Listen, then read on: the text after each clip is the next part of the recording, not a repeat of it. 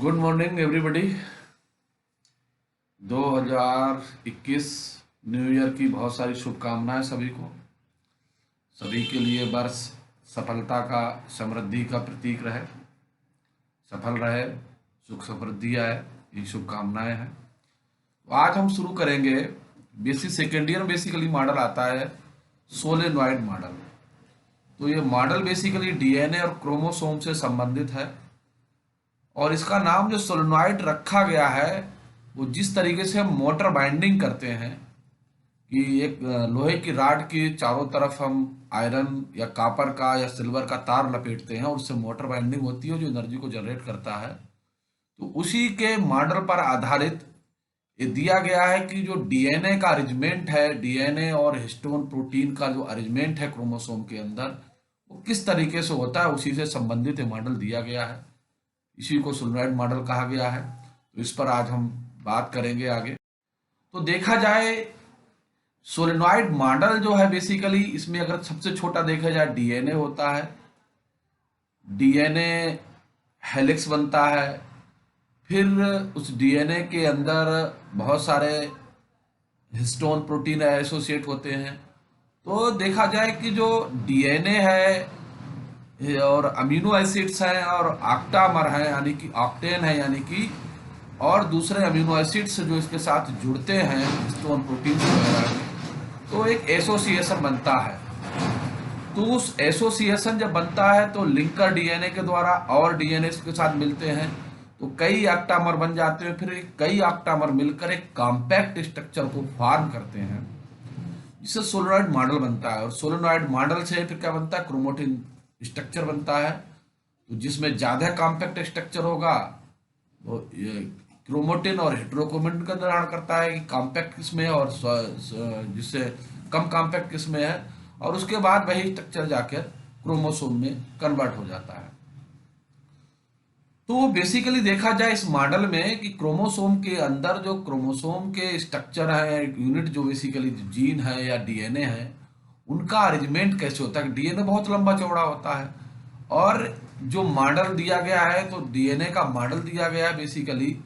और इसमें क्या होता है कि जो डीएनए बहुत लंबा होता है लंबाई में, वो इन सबके साथ मिलकर एक बहुत कॉम्प्लेक्स और एक कॉम्पैक्ट स्ट्रक्चर का निर्माण करता है। और जितना बहुत ही स्मॉल मॉलिक्यूल के, और वो मॉलिक्यूल बाद में न्यूक्लियस के अंदर अरेंज हो जाता है।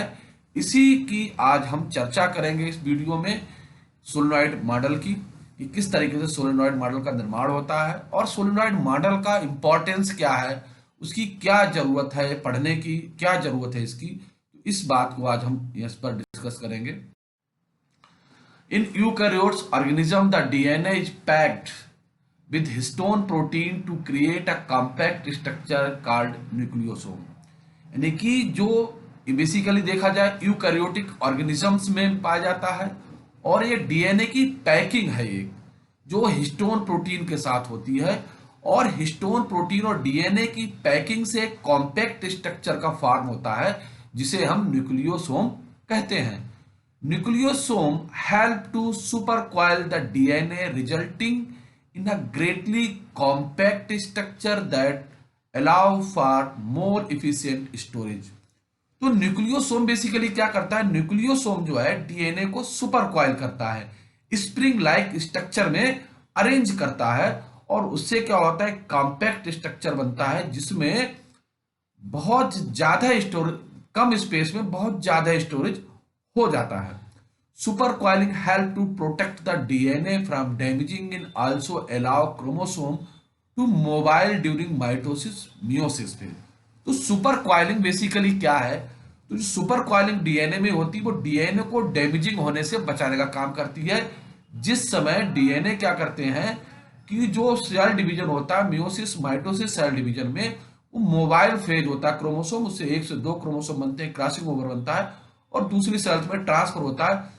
उस ड्यूरेशन में, उस समय जो डीएनए का डैमेज होने के चांसेस रहते हैं उससे बचाने की कोशिश करता है। अब देखेंगे हम कि जो ऑर्गेनाइजेशन है डीएनए का यूकैरियोटिक सेल्स में किस तरीके से है। DNA is a complex with 8 histone protein. हमने बताया था कि ऑक्टेन बनाता है। तो डीएनए जो है हिस्टोन, 8 हिस्टोन प्रोटीन का एक ग्रुप बनता है जिसे हम ऑक्टामर कहते हैं। The DNA is the complex with 8 histone protein to form a complex called nucleosome. तो 8 प्रोटीन के साथ एसोसिएशन होता है। 8 जो ऑक्टामर होती हैं, हिस्टोन प्रोटीन होती हैं, 8 के ग्रुप में मिलती है, उनके साथ डीएनए जुड़ता है, तो उस कॉम्प्लेक्स स्ट्रक्चर को हम न्यूक्लियोसोम कहते हैं, जैसे हमने बताया था, और वो उनके साथ ज्वाइंट होने का काम करता है। तो अब देखा जाए जो हिस्टोन प्रोटीन्स हैं उनके साथ अमीनो एसिड्स भी बहुत सारे रहते हैं। तो nucleosome are linked by additional histone protein H1 to form a string of chromatosome. अब इनके साथ जो न्यूक्लियोसोम स्ट्रक्चर बन गया है, इसको लिंक करते हैं, यानी दूसरे ऑक्टामर से लिंक करेंगे, दूसरे न्यूक्लियोसोम से लिंक करेंगे, तो ये लिंक जो होता है वो हिस्टोन प्रोटीन H1 के द्वारा होता है। These then coil to form a solenoid structure, और उसके बाद सोलेनाइड स्ट्रक्चर का निर्माण हो जाता है। Which condense to form 30 NMR fibres, और उसके क्या होता है, कंडेंस होकर, कॉम्पैक्ट होकर 30 नैनोमीटर मेजरमेंट का एक फाइबर का फॉर्मेशन होता है। These fibre then forms loop which are compressed and folded around the protein scaffold to form a chromatin। और यही फाइबर बाद में कुछ लूप का निर्माण करता है, कंप्रेस होता है, तो फोल्डिंग दो प्रोटीन के चारों ओर फोल्ड होता है, तो उसमें एक स्ट्रक्चर बनता है, इसे हम क्रोमोटिन कहते हैं। Chromatin build the super coil during cell division to form chromosome that visible under microscope. और क्रोमोटिन बाद में सुपर कॉइलिंग होकर सेल डिवीजन के समय क्रोमोसोम का निर्माण करता है, क्रोमोसोम फॉर्म में दिखाई देता है अगर हम माइक्रोस्कोप में इसकी स्टडी करें तब। ये देखो हमने बताया था कि ये हमारे हिस्टोन प्रोटीन है 4, और ये चारों तरफ से देखा जाए डीएनए है, और ग्रीन कलर में जो दिखाई दे रहा है आपको सिंबल है, हिस्टोन प्रोटीन है, जो ऑक्टामर और उन दोनों को जोड़ने का, अरेंज करने का काम करती है। और बाद में इस तरीके का न्यूक्लियोसोम हमें दिखाई देता है, ऑक्टामर हिस्टोन प्रोटीन्स है। तो डायग्राम दिया है कि एक न्यूक्लियोसोम किस तरीके का हमें दिखाता है। तो हिस्टोन टाइप्स एंड फंक्शन, तो जो ऑक्टामर में हिस्टोन प्रोटीन अरेंज होती है, हमने बताया था अभी, तो उसमें जो हिस्टोन प्रोटीन का काम क्या है। Histones are the collection of protein that link with DNA the nucleus and help to condense into chromatin. तो हिस्टोन प्रोटीन का मेन काम क्या है कि डीएनए को और प्रोटीन को जोड़ना। तो जो डीएनए पैकेजिंग है, जो डीएनए पैकिंग है बेसिकली, उसमें क्या होता है, डीएनए और प्रोटीन जोड़ने का काम करता है, हिस्टोन्स करते हैं, और क्रोमेटिन में इसको कॉम्पैक्ट करने का काम करते हैं, कंडेंस करते हैं, तो वो काम हिस्टोन का होता है। They are alkaline protein and they are positive charge. तो इनके ऊपर क्या होता है, पॉजिटिव चार्ज होता है, allow them associated with DNA, और डीएनए में माइनस चार्जिंग होती, तो उनके साथ अलाउ कर देते हैं, दोनों एसोसिएट होता आते हैं। They are found inside the nucleus of eukaryotic cells, और ये सभी चीजें जो है वो यूकैरियोटिक सेल्स में न्यूक्लियस के अंदर पाई जाती हैं। Nucleosome consist of DNA BART around 8 histone protein called histone octamer. तुमने बताया था कि जो हिस्टोन 8 का ग्रुप है प्रोटीन्स का, उसे ऑक्टामर कहते हैं। Both DNA and histone are packed all together to form nucleosome. दोनों जब पैक्ड हो जाते हैं तो न्यूक्लियोसोम कहलाता है। Nucleosome are packed which are called chromatin, और न्यूक्लियोसोम बहुत सारे अरेंज होकर क्रोमेटिन बनाते हैं, and chromatin form to chromosome. इस तरीके से एक चैन चलती है। अब इनमें देखें कि इनमें जो हिस्टोन प्रोटीन है उनका अरेंजमेंट किस तरीके से होता है। अगर हम देखें कि H2A का अरेंजमेंट जो होगा वो H2B के साथ जुड़ेगा, H2B जो जुड़ेगा वह H2A के साथ जुड़ेगा, H3H4 के साथ जुड़ेगा, H4H3 के साथ जुड़ेगा। इस तरीके से देखें जो अरेंजमेंट ऑफ हिस्टोन प्रोटीन यहाँ पर दिखाया गया है, अरेंज रहते हैं, और उसके चारों तरफ जो होता है वो डीएनए लिपटा रहता है, यानी कि बीच में देखा जाए हिस्टोन्स रहते हैं, उसके चारों तरफ डीएनए है, तो free calling around the histone protein. और इस तरीके से जो लिंक बनता है, ऑक्टामर बनता है ग्रुप, तो ये पूरा स्ट्रक्चर जो कहलाता है। यहां पर देखेंगे प्रोटीन है जो H1 लिंक करती है इन दोनों को, लिंक का डीएनए है ये। तो इस तरीके से सब अरेंज प्लेटफॉर्म में अरेंज रहते हैं, और इस तरीके से न्यूक्लियोसोम का अरेंजमेंट होता है, जो सिंप्लीफाई हम देख सकते हैं। ये भी दिखाया गया किस तरीके से हमारा डीएनए लिपटा रहता है ऑक्टामर के साथ, हिस्टोन प्रोटीन के साथ, किस तरीके से। तो हिस्टोन प्रोटीन कितने प्रकार के होते हैं? हिस्टोन प्रोटीन बेसिकली दो प्रकार के होते हैं, core histone and linker histone protein. तो कोर हिस्टोन प्रोटीन जो होते हैं basically H2A, H2B, H3 and H4 होता है, जबकि जो लिंकर हिस्टोन होता है H1 और H5 होता है, जो दोनों न्यूक्लियोसोम को एक दूसरे से लिंक करने का काम करता है डीएनए के द्वारा। Each histone protein gathered to create one octamer nucleosome core particle and 147 base of DNA bar around the core particle।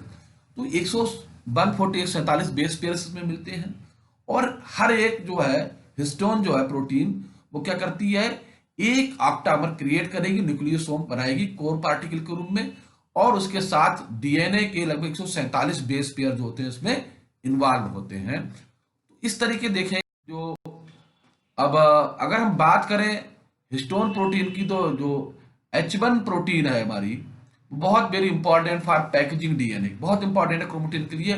H2A package DNA molecule into chromatin, the packing process will effect gene expression. तो जो packing process है वो gene के effect को भी express करने का काम करता है। Very very important of H2A protein. H2 has been correlated with DNA modification, और डीएनए मॉडिफिकेशन में भी बहुत इंपॉर्टेंट रोल प्ले करती है। H2A play the crucial role in determining the overall structure of chromatin. H2 has been found regulate gene expression. तो H2A जो histone protein है basically बहुत ही इंपॉर्टेंट प्रोटीन है, ये जीन एक्सप्रेशन का काम करती है, ये बहुत सारे प्रभावों को, बहुत सारे करेक्टर्स को एक्सप्रेस करती है। अगर ये इफेक्टेड होगी तो जो जीन एक्सप्रेशन का कार्य है वो भी क्रोमोसोम के द्वारा अफेक्टेड हो जाएगा। अब हम देखते हैं कि H2B हिस्टोन क्या करता है। H2B is also involve the structure of nucleosome to bead on string structure. तो ये भी ऑक्टामर के फॉर्मेशन में भाग लेता है, ये भी न्यूक्लियोसोम का निर्माण करने में हेल्प करता है। H3 is involved in the forming of shape of chromatin in eukaryote.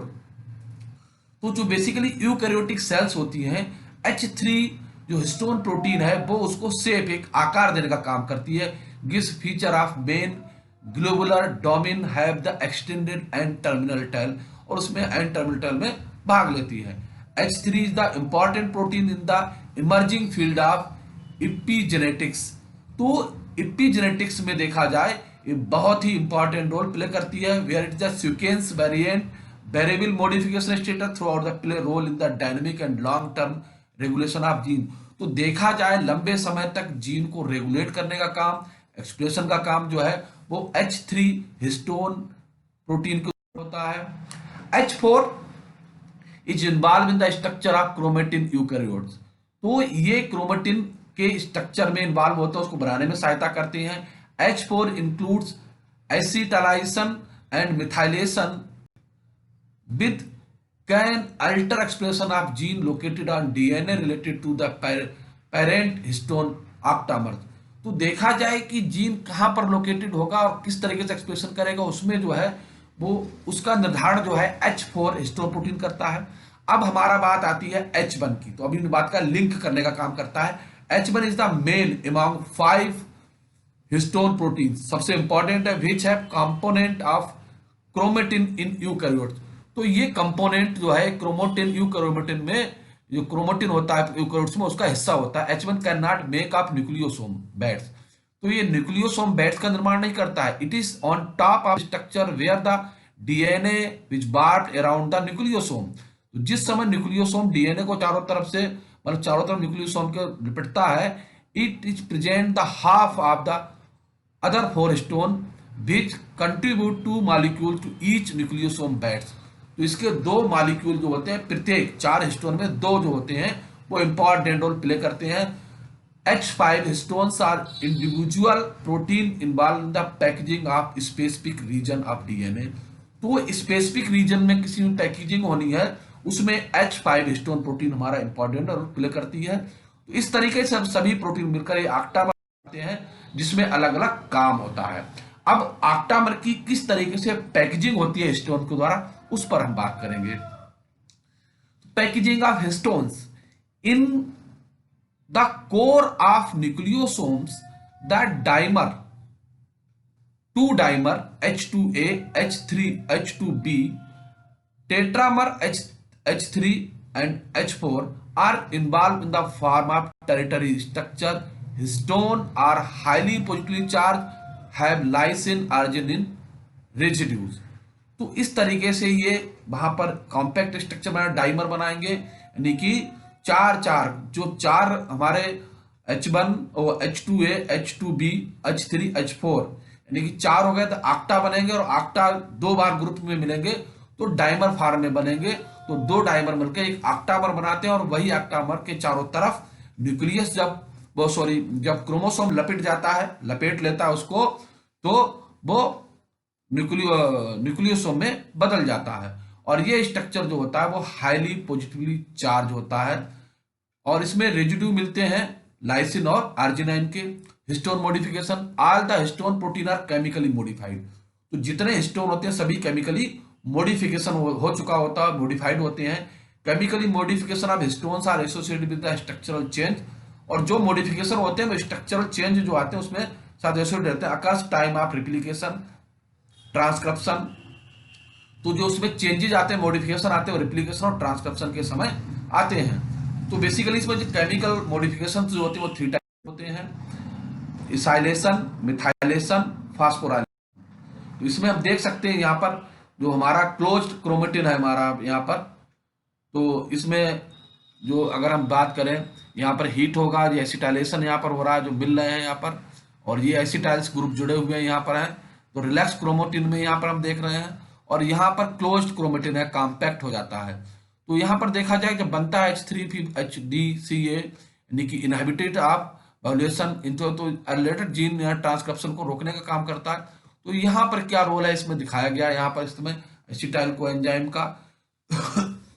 तो इसे देखा जाए कि मैलेजेंट सेल, यानी कि जो कलर का निर्धारण करती है, उन सेल्स को ये प्रभावित करने का काम करता है। Proliferation, migration, cell cycle, cell death, तो इनको जो है बायोलॉजिकल इफेक्ट जो होते हैं मैलेजेंट सेल में, इनको इफेक्टेड करने का काम करता है एसिटाइल को एंजाइम ए, जिसमें दिखाया गया। Acetylation, all the core histone are acetylated. The major target of acetylation are lysine 1 and terminal tail of histone H3H4. तो उसमें ये काम करेगा। Acetylation occurs in 2 different circumstances. तो दो प्रकार के circumstances में ये उत्पन्न होता है। During DNA replication, DNA replication के समय काम करेगा, और व्हेन जीन्स आर एक्टिवेटेड, और जीन जब एक्टिवेटेड हो रहा होता है उस समय एसिटाइलेशन का काम होता है, उसी समय ये उत्पन्न करता है। एसिटाइलेशन अकर्स बिफोर हिस्टोन्स, ये हिस्टोन के प्रोटीन से पहले उत्पन्न होता है। इनकॉर्पोरेटेड इनटू न्यूक्लियोसोम, और फिर उनमें महत्वपूर्ण रोल न्यूक्लियोसोम में निभाता है। Acetyl group are added lysine amino acid in the histone tail. तो एसिटाइल ग्रुप जो है लाइसिन अमीनो एसिड के साथ जुड़कर हिस्टोन टेल से जुड़ता है। ईच ऑफ कोर मॉलिक्यूल, प्रत्येक कोर मॉलिक्यूल साथ में जुड़ता है। एसिटाइल इज रिवर्सेबल, और ये रिवर्सेबल फॉर्म में, यानी कि एसोसिएट भी हो जाएगा, बाद में अलग भी हो सकता है। Enzyme the acylated histones are acetyl transferase, commonly known as histone acetylase, और बाद में ये जो है एंजाइम बनाता है हिस्टोन एसिटाइलेज, इस एंजाइम को कहा जाए। A group of heads enzyme, these are group A, act on histones in chromatin and involved with control of transcription। तो देखा जाए ये एंजाइम जो एसिटाइल को एंजाइम है, ये ट्रांसक्रिप्शन को कंट्रोल करने में इन्वॉल्व होता है। ग्रुप बी जो होता है एसिटाइल ग्रुप का, एक्ट नेवली सिंथेसाइज हिस्टोन इन सिस्टोल। तो साइटोसॉल में देखा जाए नया हिस्टोन बनाने में भी ये एक्टिवेट रहता है, इंपॉर्टेंट प्ले करता है, involve in the nucleosome assemble. और जो ग्रुप बी है वो न्यूक्लियोसोम के असेंबलिंग में इंपॉर्टेंट रोल प्ले करता है। Acetyl reduce to affinity of histone of DNA, तो ये डीएनए के लिए समानता प्रकट करने के लिए भी इंपॉर्टेंट रोल प्ले करता है। And possible reduce the interaction between the individual nucleosome and lead to formation of chromatin fibre, और बाद में इंटरेक्शन के द्वारा क्रोमेटिन फॉर्मेशन में भी हेल्प करता है। अब अगला हमारा आता है enzyme histone D acetyl catalyse the removal of acetyl group. तो ये क्या करता है कि जिस समय रिएक्शन चल रही होती है, इसके आने से एसिटाइल ग्रुप रिएक्शन से अलग हो जाता है। The heterochromatin are generally deacetylated. तो हेट्रोक्रोमेटिन में डी एसिलाइटेड डी ये एंजाइम पाया जाता है। Where those in euchromatin are acetylated. तो वहां पर देखा जाए तो यूक्रोमेटिन जो होता है वो एसिलाइटेड होता है। इस तरीके देखा जाए जीन है इसमें, जो यहाँ पर जीन एक्सप्रेस कर रहा है, विशेष प्रकार का जीन है इन असेंबल जीन इन इनएक्टिव। तो यहाँ पर असेंबल हो गया लेकिन इनएक्टिव है, उसके बीच में हिस्टोन प्रोटीन पाया जा रहा है और बीच में देखो ना हिस्टोन टैल है जो इस समय दिखाई दे रही है हमारी। तो इस तरीके से इस समय ये अरेंज करता है। अब ये जीन जो यहाँ पर बन गया है, जब ये ओपन हो रहा है तो हिस्टोन टैल जब ओपन हो रहा है रेप्लिकेशन के समय होता तो एसिटाइल ग्रुप इससे जुड़ जाते हैं और एसिटाइल ग्रुप जुड़ने के बाद इसमें बाकी टैल का निर्माण हो जाता है इसमें में। इस तरीके से important effect on the nucleosome structure. In histones का उन स्ट्रक्चर पर क्या रोल इंपॉर्टेंट रोल प्ले होता है। The important effect on nucleosome structure the replication acylation of histone is necessary to allow them to be attached to the new core of more easily. तो अगर किसी octamer का या नए से जुड़ना है तो एसिलाइजेशन और रिप्लिकेशन में बहुत इंपॉर्टेंट प्ले करता है। ट्रांसक्रिप्शन और similar effect could be necessary to allow related change in structure possibly to allow the histone core to be displayed from DNA। और ये जो इंपॉर्टेंट रोल एसिटाइलेशन करता है, ये डीएनए से हिस्टोन प्रोटीन को रिप्लेस कर सकता है या दूसरी जगह चेंज कर सकता है, जिससे उसमें मॉडिफिकेशंस हो सकता है, स्ट्रक्चरल चेंज भी हो जाएंगे। Methylation many lysine and arginine amino acid at end terminal of histone undergo methylation। तो एन टर्मिनल पोजीशन पर मिथाइलेशन होता है। मिथाइलेशन एट लाइसेशन अर्जिनाइन में be one of three forms mono di form arginines में रहते हैं। ये catalysed methyl transferase और ये मिथाइल ट्रांसफरेज एंजाइम द्वारा कैटालाइज हो जाते हैं। Methylation of different part of the N terminal H1H4 histones is linked with both repressed and active chromatin depend on the particular amino acid and modified in the histone protein। तो H3 और H histone protein के जुड़ने में और compact बनाने में इसका important role होता है।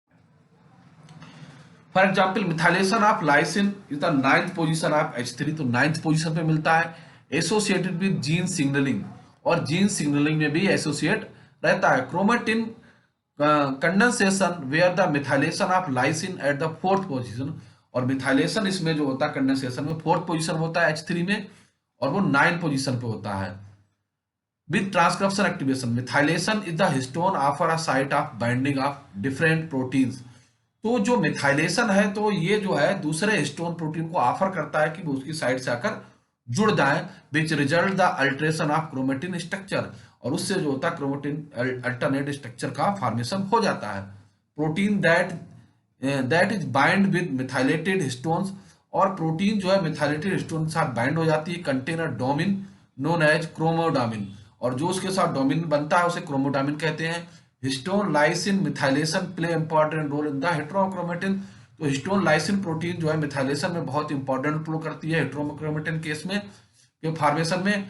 Chromosome X inactivation genomic imprinting and transcriptional regulation, इन सभी में देखा जाए तो मिथाइलेशन है या मिथाइलेशन का प्रोसेस है बहुत इंपॉर्टेंट रोल प्ले होता है। अगला प्रोसेस हमारा आता है phosphorylation.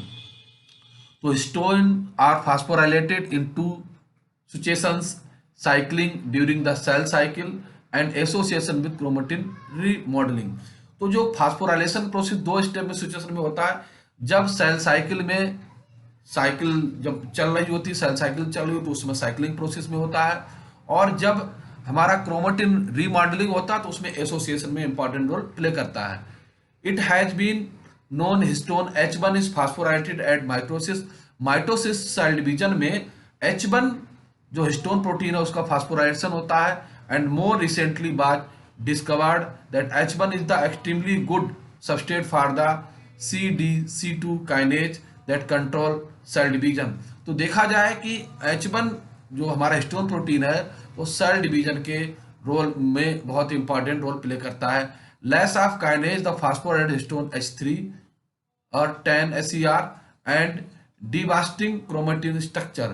The cause of disruption structure most likely failure of phosphorylated histone H3. तो देखा जाए बहुत सारे केसों में H3 हिस्टोन प्रोटीन का फास्फोराइलेशन जो है वो फेलियर हो जाता है. This suggest that the H3 phosphorylation is required to generate more extended chromosome structure of euchromatic region. अगर इसका फास्फोराइलेशन होगा तो क्रोमेटिक रीजन में दूसरे क्रोमोसोम स्ट्रक्चर का निर्माण हो जाएगा, एक्सटेंड हो जाएगा. It is important in the cell cycle is likely to be the single for condensation, signal for condensation. तो सेल साइकिल में देखा जाए ये क्रोमोसोम के कंडेंसेशन में क्रोमेटिन के कंडेंसेशन का सिग्नल प्रदान करता है. If effect chromatin remodelling appears to the opposite, और उस दो देखा जाए रिमॉडलिंग में अपोजिट दिखाई देता है. It is the occurs possible the phosphorylation different histones even the different amino acids added residue in one histone and opposite side effect of chromatin starch. तो अगर देखा जाए इसमें जो फास्फोराइलेशन होता है इसमें H3 में, तो इसमें साथ में दूसरे अमीनो एसिड जुड़ जाते हैं जिनका प्रभाव जो होता है उल्टा होता है, और उसका प्रभाव जो है क्रोमेटिन स्ट्रक्चर में भी हमें देगा. अगर हम देखें हिस्टोन किस तरीके से जुड़ा होता है, तो ये हिस्टोन प्रोटीन है, जो हमारे हिस्टोन है, इस समय देखा जाए ये हिस्टोन प्रोटीन से इसमें मिथाइल ग्रुप जुड़ा हुआ है दूसरी साइड से, और एक साइड से यहाँ पर देखा जाए टेल में हिस्टोन टेल जो है इसमें एसिटाइल ग्रुप जुड़ा हुआ है, और दूसरा डीएनए है. तो ये सभी स्ट्रक्चर मिलकर जो बनाते हैं वो हिस्टोन्स का निर्माण करते हैं.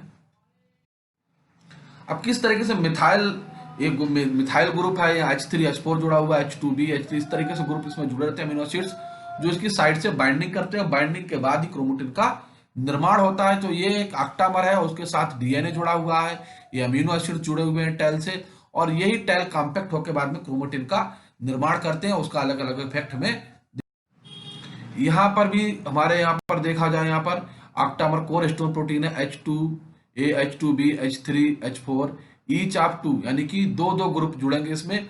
और ये जो हम देख रहे हैं सिग्नल ग्रीन कलर का, इस साइड में इन चारों को, यानी कि जो चार हमारे हैं H2A H2B H3 H4 जो हिस्टोन प्रोटीन है, चारों को जब क्रोमोसोम चपर लपेट लेता है और उन लपेटे को कॉम्पैक्ट स्ट्रक्चर जिसे हम कहते हैं गांठ लगाना, तो उसको चारों को कॉम्पैक्ट में बांधने का काम जो करता है वो हिस्टोन प्रोटीन करता है. इससे बाहर ना निकल जाए, उस पट्टी को संभाल के वहां पर बाइंड करके क्लब पैकिंग लगाने का काम करता है. और जो डीएनए की पट्टी होती है, डीएनए का हमारा हेलिक्स होता है, वो डीएनए लिंकर का काम करता है, इधर साइड करा जाता है. तो डीएनए कोर इसको बांधने का काम करती है, उस कोर को कॉम्पैक्ट परमानेंट सील लगाने का जो काम करता है वो हिस्टोन प्रोटीन करती है. और इस तरीके से यहाँ दिखाया गया है कि जो हमारे ऑक्टामर्स हैं किस तरीके से अरेंज रहते हैं. अब यहाँ पे अगर हम देखें कि जो ऑक्टामर है, एक ऑक्टामर ये है, एक ऑक्टामर ये है, ये दोनों ऑक्टामर एक दूसरे से लिंकर डीएनए के द्वारा, H1 प्रोटीन हिस्टोन प्रोटीन है और लिंकर प्रोटीन द्वारा एक दूसरे से जुड़ के बॉन्ड का निर्माण कर रहे हैं यहाँ पर. और इस तरीके से कई सारे चैन बना लेंगे और ये ऑक्टामर कई सारे ऑक्टामर जुड़ जाएंगे, और जुड़ने के बाद इस तरीके से देखेंगे कि यू क्रोमेटिन में जो हमारा है वो अलग दूर दूर पर ऑक्टामर लगे हुए हैं, तो इसका कलर लाइट होता है. और हेट्रोक्रोमेटिन में देखते हैं ऑक्टामर बहुत कॉम्पैक्ट होते हैं, यहाँ पर चैन में दिखाया गया, आप देख सकते हैं. इसमें nucleosome consist of molecule DNA BART proteins. The negative, जो बात हम कर चुके हैं, हिस्टोन 8 प्रोटीन मिलते हैं, ऑक्टामर मिलता है. The negative charge DNA associated with positively charge amino acid. तो देखा जाए जो डीएनए इसमें बनता है, डीएनए जो होता है वो पॉजिटिव चार्ज होता है, प्लस चार्ज होता है, और सॉरी डीएनए जो होता है नेगेटिव चार्ज होता है, और जो हमारे अमीनो एसिड्स वो पॉजिटिव चार्ज होते हैं. तो पॉजिटिव निगेटिव आपस में बाइंड अप हो जाते हैं, और ये सब बाइंड अप कहाँ होता है, सरफेस ऑफ हिस्टोन प्रोटीन्स होता है. Histone protein have an terminal which execute outward and the nucleosomes during chromosomal condension. The tail adjacent histone octamer link up and draw the nucleosome closer together. तो ये काम जो होता है chromosome condensation के समय होता है. The view structure of nucleosome बाया इंटरव्यू पाप आप click the name of structure बोलो, तो इसमें बहुत सारे स्ट्रक्चर किस तरीके से वो दिखाए गए हैं. यहाँ पर हम बात करेंगे कि जो हमारा क्रोमोसोम होता है, सब यहाँ से हम बात शुरू करते हैं कि डीएनए होता है, डीएनए से न्यूक्लियोसोम बनता है. न्यूक्लियोसोम में देखेंगे कि हमारे क्या होते हैं, ऑक्टामर इसके साथ हिस्टोन प्रोटीन एसोसिएटेड हो जाते हैं. और यहाँ पर देखते हैं हिस्टोन प्रोटीन जब इसके साथ H1 प्रोटीन, कई सारी चैन बन जाती है, कई सारे ऑक्टामर के ग्रुप बन जाते हैं. और ये देखेंगे सोलिनॉइड मॉडल में ऑक्टामर जो है एक उसमें स्ट्रक्चर में कॉम्पैक्ट स्ट्रक्चर का फॉर्मेशन करते हुए दिखाई दे रहा है, और यही सोलेनॉइड बाद में फोल्डेड हो जाते हैं, फोल्डेड होकर क्रोमेटिन बनाते हैं, और कई क्रोमेटिन जो है फिर फोल्ड होकर क्रोमोसोम का निर्माण करते हैं। इस तरीके से देखा जाए तो हमारे सोलेनॉइड मॉडल का निर्माण होता है। तो यहाँ तक जो हम स्ट्रक्चर देख रहे हैं, this model is solenoid model, और इस तरीके से क्रोमोसोम दिखाई देता है। तो नेकेड स्ट्रक्चर है, ये एक्टिव जीन्स है, यहाँ पर एक्टिव हो जाता है, लेस एक्टिव जीन्स जो कॉम्पैक्ट फॉर्म में आते हैं, और इंटरफेज में इस तरीके से हमें क्रोमेटिन दिखाई देती है, और मेटाफेज में डायरेक्ट हमें क्रोमोसोम देता है। सोलेनॉइड अगर देखा जाए स्ट्रक्चर कैसे बनता है, पहले डीएनए चाहिए, उसके बाद डीएनए से न्यूक्लियोसोम बनता है, न्यूक्लियोसोम से सोलेनॉइड बनेगा, सोलेनॉइड से क्रोमेटिन फाइबर बनेगा, और क्रोमेटिन से क्रोमेटिड्स बनेगा, क्रोमेटिड से न्यूक्लियो क्रोमोसोम का फॉर्मेशन हो जाएगा। तो इस तरीके से देखा जाए कि सोलेनॉइड मॉडल जो है हमारा मिडिल होता है। सोलेनॉइड मॉडल है क्या? Chromatin was the first discovered by the Walter Flemming by using aniline dyes in the stain. तो क्रोमेटिन को खोजने का काम जो किया था वाल्टर फ्लेमिंग ने किया था, और इन्होंने इसको क्रोमोसोम को क्या करा था कि उसको जो एलेनाइन डाई है उससे डाई स्टेन करने के बाद ही क्रोमोसोम की डिस्कवरी उपाय दिखाई दिया था। तो इसको एक काम को उन्होंने क्या करा था, इन 1974 the first proposed Roger Kornberg that chromatin was based on the repeating unit of histone octamer. तो देखा जाए around 200 base pair of DNA. तो उन्होंने देखा था कि जो रोजर फर्ग है इन्होंने क्या करा, क्रोमेटिन वाज द बेस्ड, तो रिपीटिंग यूनिट है हिस्टोन प्रोटीन के एक्टामर, कई सारे एक्टामर इसमें रिपीटेड बंधे रहते हैं, बनते रहते हैं, चैन बनती है, और एक चैन में लगभग 200 बेस पेयर का डीएनए होता है, और उसी से क्रोमेटिन का निर्माण होता है। इस बात को रोजनबर्ग ने 1974 में बताया था। The solenoid model was first proposed by John Finch and Aaron Klug in 1976। तो 1976 में जॉन फिंच और एन क्लूग ने सोलेनॉइड मॉडल को सबसे पहले प्रपोज किया था। They use electron microscopy image X-ray differentiation pattern determine the model of structure. और इस मॉडल को उन्होंने डिटरमाइन किसकी सहायता से किया, माइक्रोस्कोप की सहायता से और एक्सरे की सहायता से किया था। This was the first model of propose the structure of 30 nanometre fibre, और पहला स्ट्रक्चर था जिसको 30 नैनोमीटर में के फाइबर में रिप्रेजेंट किया गया, तो उन्होंने उसको रिपोर्ट किया था।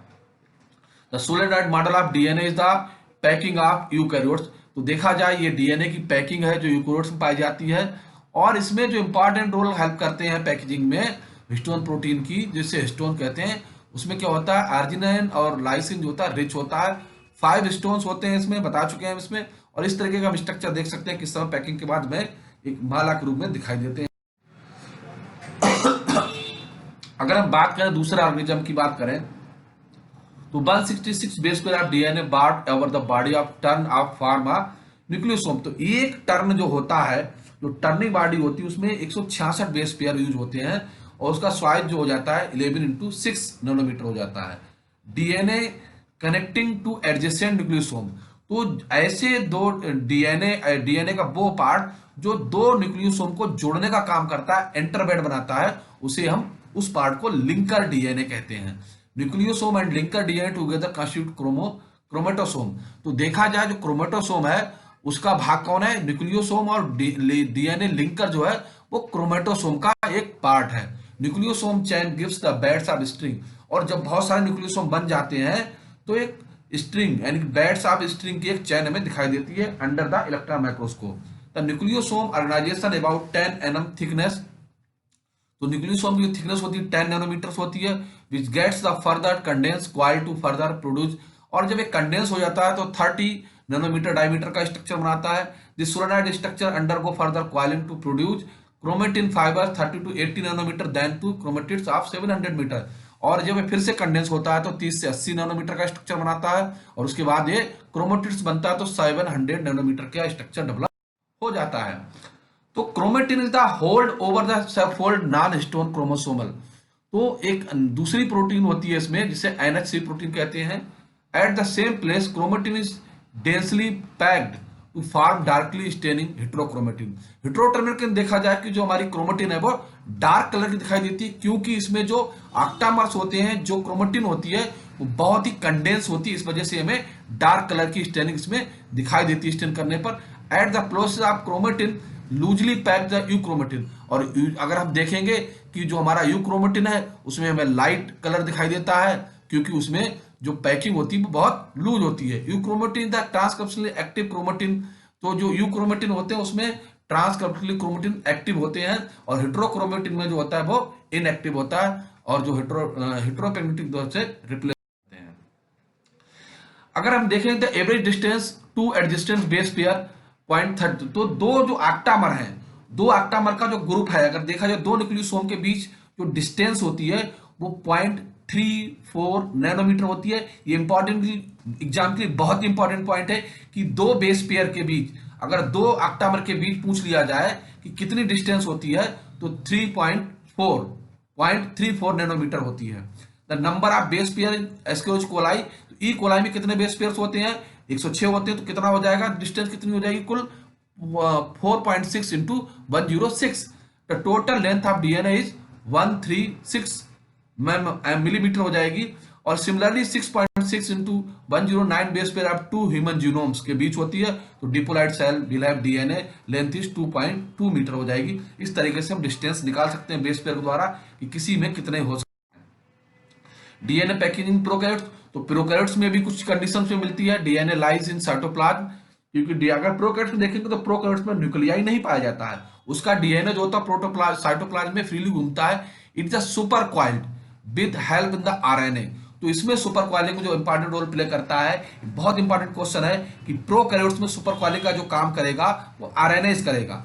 And non histone basic protein like polyamines, तो पॉलीएमाइंस इसमें जो है वो क्वाइलिंग का काम करेगी। The DNA mass compact is called nucleoid और प्रो क्रोमोसोम, और उसमें जो कॉम्पैक्ट स्ट्रक्चर बनता है उस डीएनए से उसे न्यूक्लियोइड या प्रो क्रोमोसोम कहते हैं। तो इस तरीके देखा जाए क्वाइलिंग इसमें दिखाई गई है डिफरेंट, उसमें बेस पेयर्स में किस तरीके की हमें क्वाइलिंग दिखाई देती है। 177, 187, 197, 207 की इसमें क्वाइलिंग दिखाई गई है। ये सोलेनॉइड मॉडल है। सोलेनॉइड मॉडल का कॉम्पैक्ट, तो यहाँ पर देखेंगे कि डीएनए है, हिस्टोन प्रोटीन का बनते हैं, एसिड होते हैं, फिर कॉम्पैक्ट स्ट्रक्चर बनता है, इससे क्रोमेटिन बनता है, इससे क्रोमोसोम का निर्माण हो जाता है। यहाँ पर पूरा स्ट्रक्चर दिखाया गया है कि किस तरीके से डीएनए यहाँ पर आया, डीएनए से ऑक्टामर हिस्टोन प्रोटीन बाइंड हुआ, बाइंड होने से चैन बन गई, यहाँ पर कॉम्पैक्टेशन होगा और क्रोमेटिन बना, क्रोमेटिन से धीरे धीरे क्रोमोसोम का निर्माण हो गया। तो क्रोमोसोम में दो क्रोमेटिड के बीच की अगर दूरी देखी जाए तो 1400 नैनोमीटर होती है। क्रोमेटिड्स में देखा जाए 700 नैनोमीटर का पार्ट होता है इसमें, और जो यूक्रोमेटिन में देखा जाए 300 नैनोमीटर का होता है, सोलेनॉइड में 30 नैनोमीटर का होता है। और जो ऑक्टामर प्रोटीन होता है वो स्ट्रक्चर 10, उसकी थिकनेस होती है 10 नैनोमीटर की होती है। और क्रोमोसोम में देखा जाए कि दो बेस पेयर की जो डिस्टेंस है वो 2 नैनोमीटर के अबाउट होती है। तो इस तरीके से जो मॉडल बनते हैं, ये डिफरेंट मॉडल दिए गए हैं। सोलेनॉइड मॉडल किस किस तरीके जिग जैग कंडीशन मिलते हैं, अलग अलग कंडीशन में मिलते हैं, डिफरेंट सोलेनॉइड मॉडल। और सोलेनॉइड मॉडल का काम क्या अगर देखा जाए, solenoid model structure most obvious function to help package the DNA so that small enough to fit into nucleus. तो मोस्ट इंपॉर्टेंट फंक्शन क्या है सोलेनॉइड स्ट्रक्चर का, कि डीएनए को बहुत ही कॉम्पैक्ट और स्मॉल स्ट्रक्चर में पैक करना है जो न्यूक्लियस के अंदर आसानी से फिट हो जाए। This is the bag task at the nucleus of mammalian cells, और ये मैमेलियन सेल्स के अंदर एक बहुत बड़ा टास्क है। Cell has a diameter of approximately 6 milli micron, इसका डायमीटर जो होता है 6 मिली माइक्रोन होता है। While DNA is the one human cell would stretch to the just 2 metres long if we were unbind up. तो ह्यूमन सेल में देखा जाए कि 2 मीटर लंबा होता है, अनबाइंडअप अगर कही जाए तो उसको किस तरीके से कॉम्पैक्ट स्ट्रक्चर में बनाना है। The bed on string structure can compact DNA 7 time smaller. तो जो बेड ऑफ स्ट्रिंग स्ट्रक्चर है वो इसके द्वारा क्या होता है कि डीएनए 7 टाइम छोटा हो जाता है, अपनी जो रियल लंबाई होती है उसके 7 टाइम छोटा। 7 मीटर है तो एक का ही रह जाएगा, 1 मीटर का रह जाएगा, यानी कि 1 मिलीमीटर में रह जाएगा। Solar structure increase this is 14 time smaller, और इसको वो 40 टाइम और छोटा कर सकता है। When DNA is compact into solenoid structure can still to be transcriptional active in certain area, और उससे एक्टिव भी रहता है। It's a secondary chromatin structure that important for the transcriptional reference and bioactive genes are assemble in the large territory chromatin structure. तो इस तरीके से देखा जाए बहुत ही इंपॉर्टेंट है सोलेनॉइड मॉडल और बहुत ही इंटरेस्टिंग है। तो हमें आशा करता हूं कि आप लोगों को इस समझ में आया होगा। आप लोग कमेंट करें, जो भी सजेशन हो आप दें। और ये अब हम इसके बाद हम बताएंगे आपको कि एग्जामिनेशन में क्या क्या पूछा जा सकता है। एग्जामिनेशन के इंपॉर्टेंस, सबसे बड़ा इंपॉर्टेंस क्या है कि सोलेनॉइड मॉडल क्या है, तो डीएनए की पैकेजिंग होती है डीएनए मॉडल, उसमें अब क्या क्या इंपॉर्टेंट है, तो इसमें 8 ऑक्टामर प्रोटीन्स जो अरेंज होती है उन्हें ऑक्टामर कहते हैं, और उस स्ट्रक्चर को हम न्यूक्लियोसोम कहते हैं। तो क्रोमोटिन की खोज सबसे पहले किसने की थी? वाल्टर फ्लेमिंग ने की थी। और सबसे पहले देखा किसने था क्रोमोटिन को? रिपीटिंग यूनिट के बारे में बताया था, वो किसने बताया? सबसे पहले रॉजर कॉर्नबर्ग ने बताया था। सोलेनॉइड मॉडल की खोज सबसे पहले किसने की? जॉन फिंच एंड एर्नॉन कुलिग ने 1976 में की थी। और ये करता क्या है, ये किसकी हेल्प से सब चीजें ले जाने का काम करता है? बेसिक प्रोटीन को, जिसे हिस्टोन को लाइसिन और आर्जिनाइन रिच बेसिक होता है। और जो हिस्टोन प्रोटीन उसका जो 5 हिस्टोन प्रोटीन्स होते हैं जो न्यू बॉडी का निर्माण करते हैं, H2A, H2B, H3, H4, ये चारों मिलकर pair of produce histone octamer का निर्माण करेंगे और इसको न्यू बॉडी कहते हैं। ये इंपॉर्टेंट फैक्ट्स हैं जो आपके एग्जाम के लिए 1 नंबर के क्वेश्चन भी बहुत सारे काम में आएंगे। तो आप